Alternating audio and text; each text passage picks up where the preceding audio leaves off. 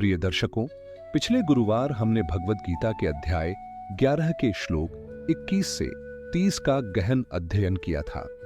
इन श्लोकों में अर्जुन ने भगवान श्री कृष्ण के विश्व रूप को देखा, जहां देवगण विस्मित होकर नमन कर रहे थे और समस्त योद्धा काल रूप भगवान के मुख में प्रवेश करते दिखाई दे रहे थे। इन श्लोकों के माध्यम से हमें यह समझ में आया कि भगवान केवल सृष्टि के कर्ता ही नहीं, बल्कि काल स्वरूप होकर संपूर्ण सृष्टि के संचालन करता भी हैं। यह दृश्य अर्जुन के भीतर भय नहीं, बल्कि एक गहन बोध और स्वीकार उत्पन्न करता है। आज के इस वीडियो में हम अध्याय 11 के श्लोक 31 से 40 का अध्ययन करेंगे, जहां अर्जुन का भय धीरे धीरे श्रद्धा, स्तुति और पूर्ण समर्पण में परिवर्तित हो जाता है। श्लोक 31।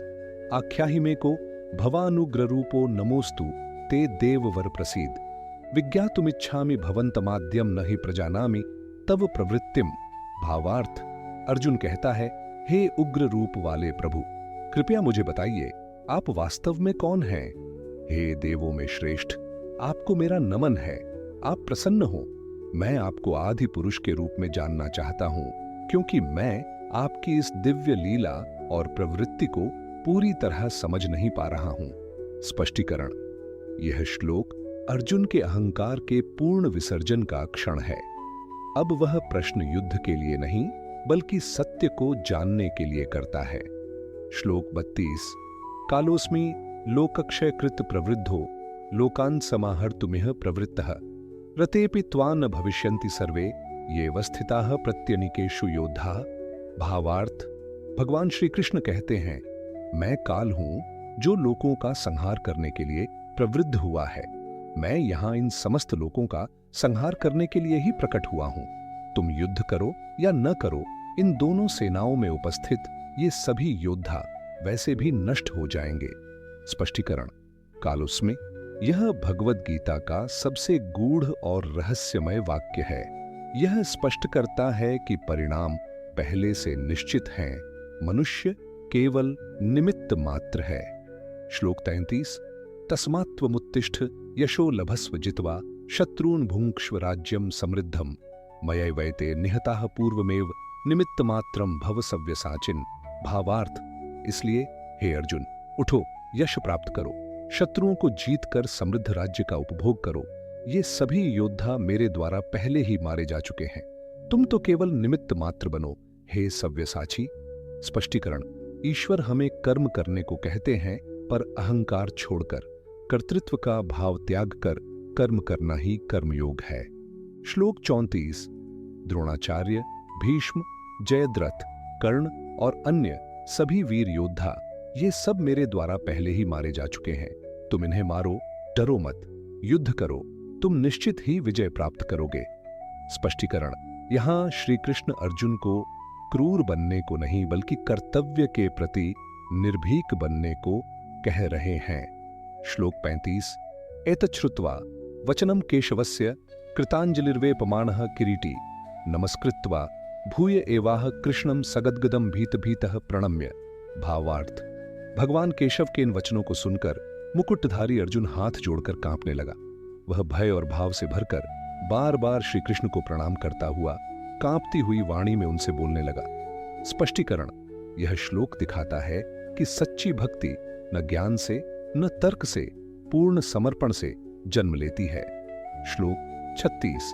स्थाने ऋषिकेश तव प्रकीर्त्या जगत प्रहृष्यत्यनुरज्यते च रक्षांसि भीतानि दिशो द्रवन्ति सर्वे नमस्यन्ति च सिद्ध संघा। भावार्थ, हे ऋषिकेश, आपकी महिमा का स्मरण होते ही संपूर्ण जगत हर्ष से भर उठता है। राक्षस भयभीत होकर चारों दिशाओं में भाग रहे हैं और सभी सिद्धगण आपको नमन कर रहे हैं। स्पष्टीकरण। ईश्वर का स्मरण केवल भय नहीं, आनंद और अनुराग भी उत्पन्न करता है। जो अहंकारी हैं वे डरते हैं, जो ज्ञानी हैं वे झुकते हैं। श्लोक 37। कस्माच्छते न नमेरन महात्मन गरीयसे ब्रह्मणोप्यादिकर्त्रे अनंत देवेश जगन्निवास त्वमक्षरम सदसत्तत्परम यत्। भावार्थ, हे महात्मन, आपको नमस्कार क्यों न करें। आप ब्रह्मा से भी श्रेष्ठ हैं, सृष्टि के आदि कर्ता हैं। हे अनंत, हे देवों के देव, आप ही जगत का आश्रय हैं, आप ही अक्षर हैं, सत्य भी असत्य भी और उनसे परे भी। स्पष्टीकरण, यह श्लोक ईश्वर की सर्वव्यापकता को स्वीकार करता है। वह रूप में भी है और निराकार में भी। श्लोक 38। त्वमादिदेव पुरुषः पुराणः त्वमस्य विश्वस्य परम निधानम वेत्तासि वेद्यम च परम च धाम त्वया ततम विश्वमनंत रूप। भावार्थ, आप आदि देव हैं, पुरातन पुरुष हैं, आप ही इस विश्व का परमाश्रय हैं। आप जानने वाले भी हैं और जानने योग्य भी। आप ही परम धाम हैं। हे अनंत रूप वाले प्रभु, आपसे ही यह संपूर्ण विश्व व्याप्त है। स्पष्टीकरण, यहाँ अर्जुन ईश्वर को ज्ञान, ध्याता और झेय तीनों रूपों में स्वीकार करता है। श्लोक 39। वायुर्यमोग निर्वरुणः शशांकः प्रजापतिस्त्वं प्रपितामहश्च नमो नमस्तेस्तु सहस्रकृत्वः पुनश्च भूयोपि नमो नमस्ते। भावार्थ, आप ही वायु हैं, यमराज हैं, अग्नि हैं, वरुण हैं और चंद्रमा हैं। आप ही प्रजापति हैं और हमारे पितामह के भी पितामह हैं। आपको हजारों बार प्रणाम है, फिर भी बार बार प्रणाम है। स्पष्टीकरण, जब शब्द समाप्त हो जाते हैं तो नमस्कार दोहराया जाता है। श्लोक 40। नमः पुरस्तादथ पृष्ठतस्थे नमोस्तु ते सर्वत एव सर्व अनंत वीर्यामित विक्रमस्त्वं सर्वं समाप्नोषि ततोसि सर्व। भावार्थ, आपको सामने से प्रणाम है, पीछे से प्रणाम है, हर दिशा से प्रणाम है। हे सर्वरूप, आपकी वीर्य और पराक्रम अनंत हैं। आप सब कुछ हैं और सब कुछ आपसे ही व्याप्त है। स्पष्टीकरण, यह श्लोक ईश्वर की सर्वदिशात्मक उपस्थिति को पूर्णतः स्वीकार करता है। निष्कर्ष, आज के श्लोकों का सार अर्जुन की आध्यात्मिक यात्रा का एक अत्यंत महत्वपूर्ण चरण है। यहाँ अर्जुन केवल भगवान को देख नहीं रहा, वह उन्हें स्वीकार कर रहा है।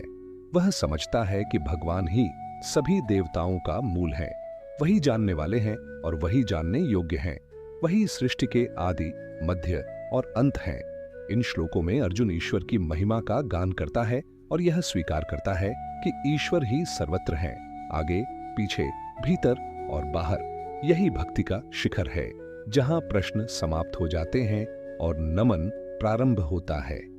अगले गुरुवार हम भगवद गीता के अध्याय 11 के श्लोक 41 से 55 का अध्ययन करेंगे। इन श्लोकों में अर्जुन अपने पूर्व व्यवहार के लिए भगवान से क्षमा याचना करता है, मित्रभाव से हुए किसी भी अनादर को स्वीकार करता है और अंततः भगवान से उनका सौम्य चतुर्भुज और मानव रूप पुनः प्रकट करने की प्रार्थना करता है।